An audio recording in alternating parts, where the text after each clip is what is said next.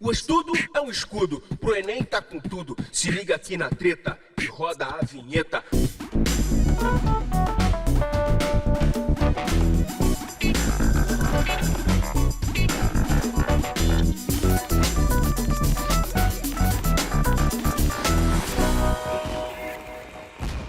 Hora do Enem no ar, falando de geografia. E hoje a batida vai ser forte. O nosso convidado estava bem sucedido no rap, mas queria mais. Sabe aquele lema de o estudo é o escudo?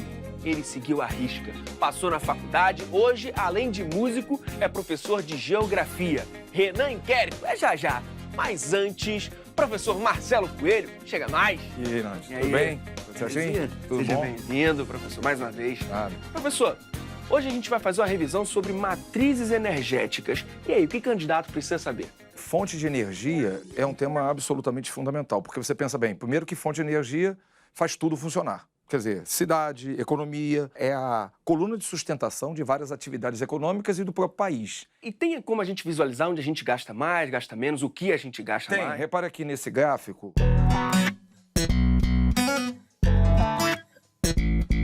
Aqui ele está fazendo uma divisão da questão energética no mundo em relação ao uso de energias primárias. A energia primária é o petróleo, a secundária é a eletricidade. A energia primária é a água, a secundária é a eletricidade. A energia primária é o petróleo, a secundária seria a gasolina. Repara, então, as energias primárias são aquelas que a gente encontra na natureza e, na realidade, as secundárias que o homem, porventura, produz. Então, quando ele fala aqui, ele fala de energias primárias. Você repara, olha, petróleo, carvão mineral e gás natural correspondem por mais ou menos, chamados combustíveis fósseis, mais ou menos 80% a 85% de toda a energia mundo. Então você repare bem, quase toda a energia do planeta, ela é não renovável, ou seja, ela vai acabar. E alguns acham que, inclusive, essa energia de combustíveis fósseis acaba ainda neste século. E segundo, ela é extremamente poluente. Ou seja, discutir a questão da poluição ambiental no planeta é discutir a questão o quê? Energética. Por isso que é urgente que a gente consiga desenvolver fontes o quê? Alternativas. E quando eu digo alternativa, não quer dizer que seja alternativa e ela seja uma fonte limpa, que, aliás, energia limpa é muito difícil você contextualizar, mas, de qualquer maneira, alguma energia que seja renovável e que, na realidade, impacte menos o meio ambiente do que essas. Para onde vai toda essa energia? Olha esse mapa aqui, é uma foto satélite, que evidentemente que os caras montaram essa foto. A distribuição do consumo de energia, ela é absolutamente desigual no planeta. Sim. Na primeira perspectiva, a pessoa pode pensar, é por causa da questão da concentração populacional. Olha, a população ela pode ser até influente, mas ela, em hipótese alguma, é determinante. E nem o principal, porque você repare, teria que estar a China quase um sol aqui, de tanta concentração de população que tem. E depois a Índia. Aí você diria, mas tanto Índia e China, Marcelo, aparecem com boa intensidade. Mas repare a Europa. Tem uma intensidade até maior que esses dois. Sim. Repare o Nordeste dos Estados Unidos. Repare o próprio Japão aqui, ó. Está aparecendo com uma intensidade maior do que a China e a Índia. Ou seja, na realidade, a capacidade de consumo das sociedades, e inclusive o desperdício que se tem de energia, é o fator fundamental dessa desigualdade. E o Brasil, professor? A gente tem gráficos que mostram isso no Brasil? Tem. Repare mais um outro gráfico aqui. No Brasil, também, como fonte primária, o petróleo é primeiro colocado. Em segundo lugar, tem os produtos da cana-de-açúcar, que é aí a ideia e relação que dá como fonte secundária o etanol. E tem, em terceiro lugar, a hidroeletricidade. Aqui é a matriz energética do Brasil. Repare no próximo gráfico. A matriz de energia elétrica do Brasil. Agora, ele está falando apenas as energias primárias que vão gerar eletricidade. A origem da eletricidade no Brasil é hidroelétrica. Porque, repara, tem uma confusão aqui, porque, volta ao gráfico anterior, por gentileza, quando ele bota aqui, qual é a principal fonte de energia no Brasil? Petróleo. Segundo lugar, cana, etanol, álcool, né? E aí, só em terceiro, a hidrelétrica. Porque, na realidade, quando ele estava mostrando a matriz energética, ele está falando de tudo, Lange. Ele está falando eletricidade, gasolina, álcool, óleo diesel, querosene. Naquele outro gráfico, ele mostra só de energia o quê? Elétrica. Aí a água principal. Tanto é que o governo diz que quando, porventura, diminui a quantidade de chuva, a conta de luz aumenta. Porque, na realidade, eles vão ter que ligar as termoelétricas, que são mais caras que as hidroelétricas, porque nós somos profundamente dependentes da hidroeletricidade. E, professor, esse tipo de exploração de energia traz que impactos no meio ambiente? Quando você fala em relação dessas grandes centrais hidroelétricas, você tem alguns impactos complicados. Repara que tem uma reportagem aqui do Globo. Aqui está mostrando assim, a construção da hidrelétrica de Balbina na Amazônia provocou extinção de animais, diz estudo. Repare essa foto satélite que eu botei antes. A hidrelétrica está aqui, ó, Lande. Então, na realidade, vinha um rio aqui. E o que aconteceu? Eu botei uma barragem aqui e essa parte foi o quê? Inundada. Sim. Essa parte foi inundada e, obviamente, um impacto aqui pode ocorrer. Então, eu tenho que saber qual tamanho hidrelétrica que eu estou construindo. Mas, aonde eu estou construindo? Porque pode ser que o impacto seja muito menor. Naquela reportagem que o Globo mostrou, ele mostra uma hidrelétrica chamada hidrelétrica de Balbina. Provocou extinção de animais, diz estudo. Sabe o que é essa foto? É exatamente o que tinha de floresta. Isso foi inundado. Essas ilhas que estão aparecendo aqui é uma parte que não conseguiu ser inundada, mas tudo isso aqui é a área de floresta que foi inundada. Então você já imagina a perda de biodiversidade em plena Amazônia. Tem um gráfico que mostra algumas usinas que foram construídas no Brasil. Uma, por exemplo, é de Sobradinho, no sertão do Nordeste. Essa hidrelétrica de Sobradinho, ela fez um lago, por exemplo, de 4.000 km². Essa hidrelétrica de Balbina, aqui da reportagem, fez um lago de mais ou menos, um pouco mais de 2.000 km². Rapaz, eu botei até uma comparação pra gente aqui, ó. A Baía de Guanabara toda, aonde tem a Ponte Rio-Niterói, onde está a Ilha do Governador, onde está a Ilha do Paquetá, aqui no Rio de Janeiro, tem 412 km². Para quem está assistindo a gente fora daqui e não tem uma visualização da Baía de Guanabara, Recife tem 218 km². São Paulo tem 1.521 km². Imagina o impacto de um lago desse. Perda de biodiversidade, a questão em relação de que você expulsa populações próximas. São áreas inteiras inundadas, cidades são removidas. Nessa parte que está inundada, tem animais e vegetais. Isso entra em decomposição. E essa decomposição de matéria orgânica emite metano. Metano é um gás estufa terrível. Então você repare, a hidroeletricidade não polui o ar. Por quê? Porque uma hidroelétrica, na hora que gera energia, ela não, quando eu digo para meus alunos, não solta fumacinha. Ela não emite gases poluentes. Porém, o lago formado pode ser uma emissão de metano impressionante. É muita coisa, professor. Muita coisa. Mas partiu questão? Pode ser questão. Tá aí, ó, questão 71 do Enem de 2017, caderno azul, primeira aplicação. Ele bota a questão assim, ranking da eficiência, compare a energia e o alagamento das 10 maiores usinas do Brasil. Aí ele botou, repare, Itaipu é considerada a maior usina do Brasil porque Itaipu tem a maior produção de energia. Só que Itaipu é dividido Brasil e Paraguai. Por contrato, o Paraguai, o que não usa, vende para o Brasil. Agora, repare que Itaipu é uma usina binacional. A maior usina totalmente em território brasileiro é Belo Monte. E depois botaram outras, Tucuruí, Giral.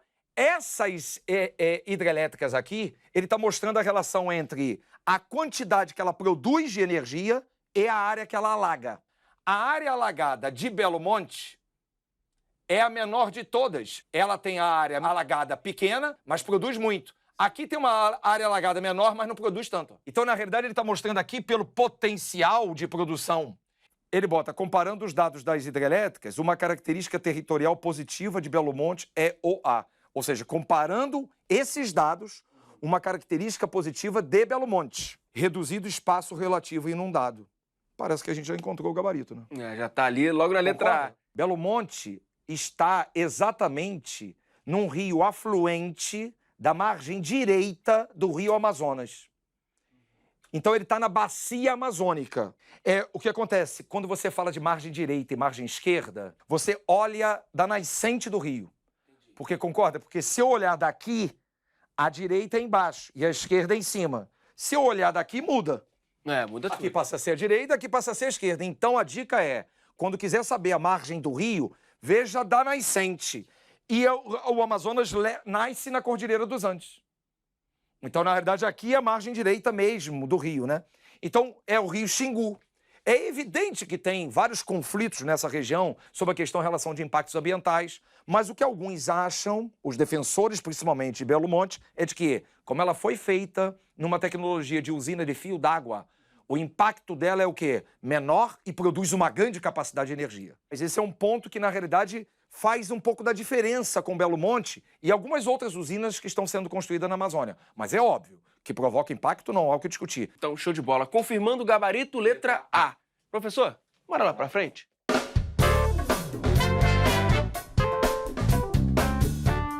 lá, para quem quer ficar craque no assunto, qual o conselho? Eu acho legal dar uma olhada na aula de física, dar uma olhada na aula de química, dar uma olhada na aula de geografia e lembrar da discussão ecológica sobre esse assunto, né? Esse é um assunto que a imprensa fala muito sobre esse assunto, é legal acompanhar essas questões. Eu acho até que se a gente pensar os conflitos que, porventura, o século XXI e o século XXII vão ter com mais intensidade, né, estão baseados em relação à água, a questão energética e a questão do envelhecimento da população. Tem um filme chamado assim, Narradores de Javé.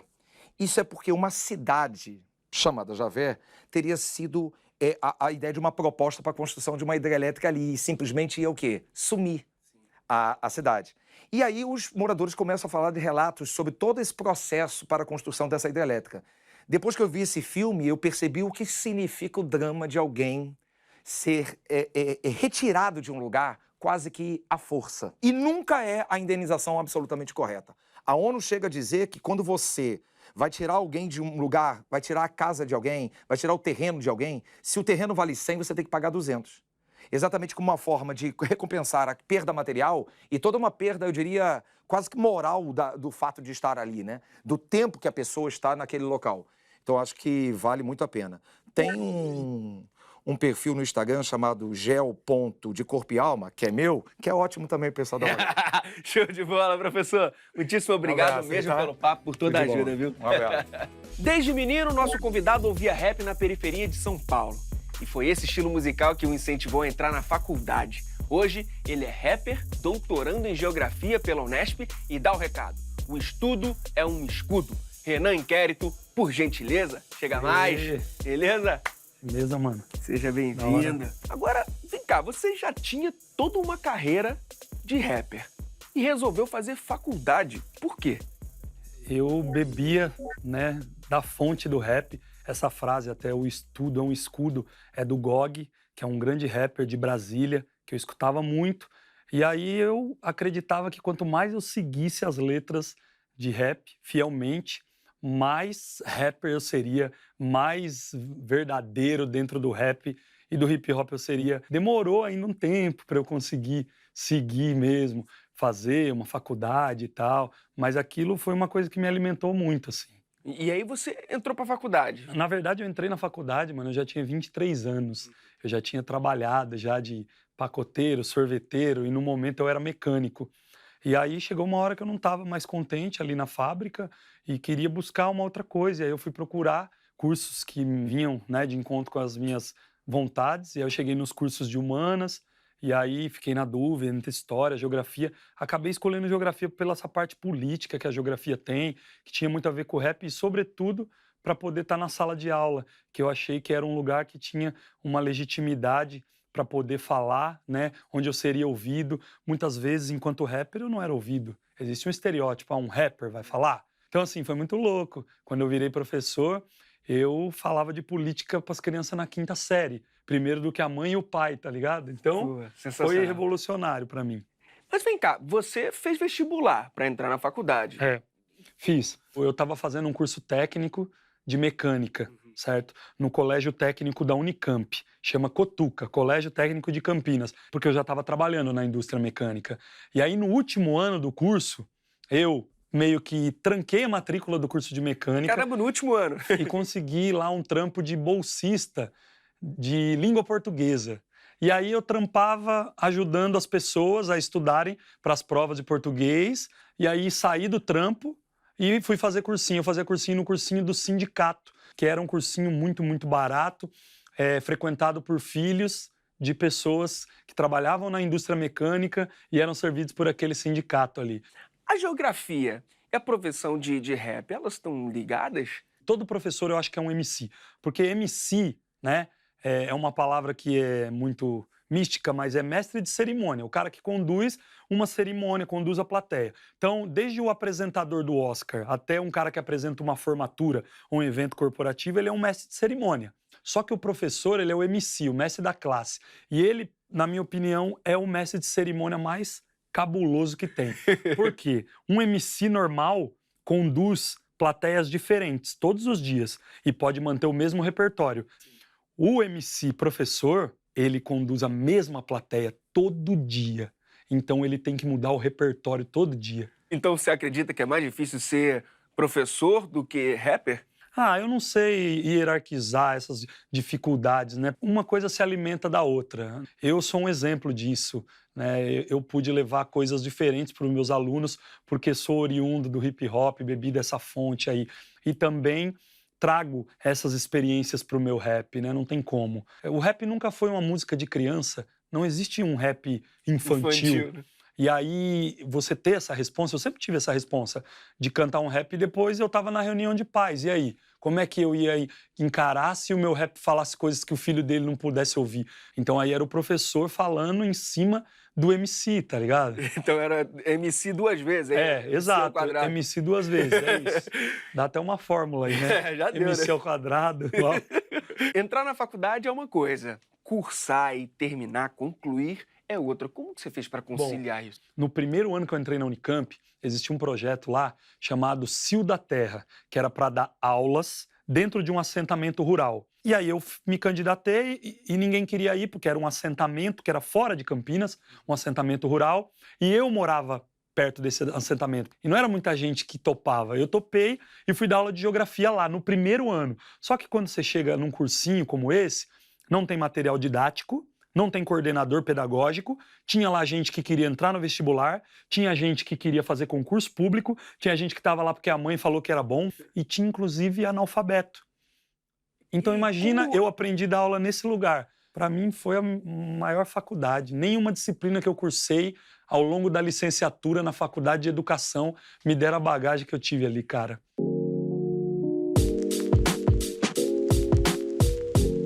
Seus livros, quero saber um pouco dos seus livros, cara. Poucas Palavras é um livro que foi feito na época que bombou o Twitter, então ele é de frases curtas, mas todas essas frases são pescadas de músicas minhas. E esse livro só foi possível depois de uma imersão que eu tive dando aula para jovens que estão cumprindo uma medida socioeducativa, jovens que estão privados da liberdade na Fundação Casa. Eu tive que dar aula para eles de poesia e eu usava letras de rap.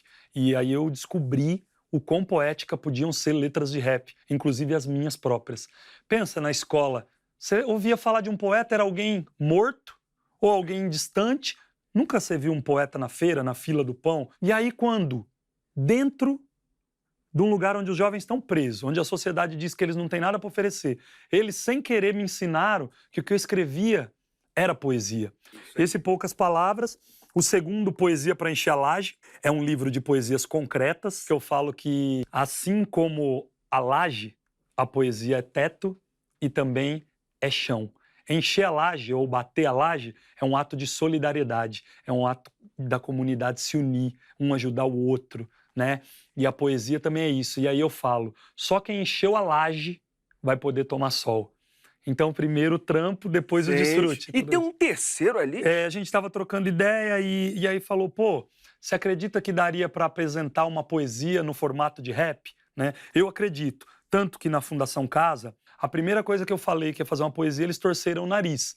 E aí eu comecei a declamar uma letra do Racionais. O que é? Clara, salgada. E aí eles começam a declamar. Eu falo, pô, vocês falaram que não gostavam de poesia? Não, mas isso aí é Racionais. Eu falei, então, Racionais é rap. E rap é ritmo e poesia. Então, quando a gente coloca um ritmo na poesia, é um rap. Batatinha, quando nasce, esparrama pelo chão. Aí eu falei, então vocês gostam de rap? Eles falaram, de rap a gente gosta. E aí eu lembrei a única poesia que eu sabia, que eu tinha aprendido na aula da tia Lourdinha na escola. Vocês que atravancam o meu caminho, vocês passarão, eu passarinho. Aí eles, pô, da hora esse rap, mas nós não conhece não, né? Eu falei, isso é Mário Quintana. Aí um falou, pô, tô ligado, MC Quintana, lá da Leste e tal. Aí eu falei, não, ó, Quintana era um escritor. Aí eles falaram, mas é rap ou é poesia? Eu falei, olha, cara, até 15 minutos atrás eu achei que era diferente, mas agora eu acho que não é diferente, não. É a mesma coisa, né? Você tocou em Racionais e Racionais virou leitura obrigatória, né? No edital da Unicamp. Doido. Isso é muito doido, porque assim, ó, o disco que virou leitura obrigatória é o Sobrevivendo no Inferno. Foi esse disco que me fez entender que eu queria escrever rap. E eu fazia ali minhas paródias, até que eu falei, não, agora eu vou começar a escrever umas coisas minhas. Então, esse disco me marca como pessoa, como ser humano, e ele já foi usado em várias provas da minha vida. E assim, 20 anos depois, ele caiu no vestibular da Unicamp. E eu, tendo estudado na Unicamp, eu fiz toda uma reflexão sobre isso. Como antes mesmo da Unicamp o reconhecer enquanto obra obrigatória, ele já era obra obrigatória para mim, e talvez foi um dos grandes incentivadores para que eu fosse estudar e entrar na Unicamp. A música Eu Só Peço a Deus, do Inquérito, caiu numa coletânea de redação na Federal de Juiz de Fora. E estava lá, Navio Negreiro, do Castro Alves, A Morte do Leiteiro, do Drummond, Eu Só Peço a Deus, Inquérito. Foram poesias feitas em séculos distintos, né? 3 séculos, não mudou nada. 3 poetas diferentes, Castro Alves, Drummond e eu, pô, ali, na verdade, não sei nem como eu fui parar ali. Foi uma honra estar ali, tá ligado? E a pessoa que teve a sensibilidade de enxergar isso, né, nem eu teria, cara. E aí, vindo pra cá, pensando nessa fita do Racionais, eu acabei escrevendo uma poesia sobre isso. E acabei agora, assim, se eu puder mostrar e tal. Com certeza, uma honra. Eu tive muitos erros, podia ter tido mais. Se não tivesse ouvido o disco de um tal Racionais, que caiu na minha mão e eu escutei até riscar. 20 anos depois, caiu no vestibular. E o que a Unicamp descobriu, a gente já sabia. Sempre foi obra obrigatória na periferia. Usei em várias provas e momentos da vida. Foram fundamentais em todas as alternativas. E o reconhecimento é bom, né, quando vem em vida. Já perdemos Sabota, nego, foi triste a partida. Ed Rock, KL, Brau e Blue, toda a família. Vocês foram minha escola e eu ainda sigo a cartilha. Sensacional, cara, sensacional. E vem cá, voltando a falar de Racionais, qual é a relação entre esse álbum e a geografia? O rap tem uma grande ligação com a geografia, porque todo rapper fala a partir do seu lugar, que é a periferia. E um dos conceitos fundamentais da geografia tem paisagem, território e tem o lugar. E o lugar, para a geografia, é o espaço do acontecer solidário. Esse lugar não é geométrico, ele é afetivo, ele tem, né, outras explicações. E o rapper fala muito do seu lugar, muita descrição sobre urbanização, o crescimento caótico da cidade, os problemas que isso traz, a periferização, a formação dos enclaves fortificados, que são favelas que vão crescendo e condomínios que vão crescendo e se encontram, a questão toda ambiental, porque ocupam também áreas de alagamento, de desmoronamento. Cara, eu acho que o rap dialoga muito com a geografia e a geografia dialoga muito com o rap e com a periferia.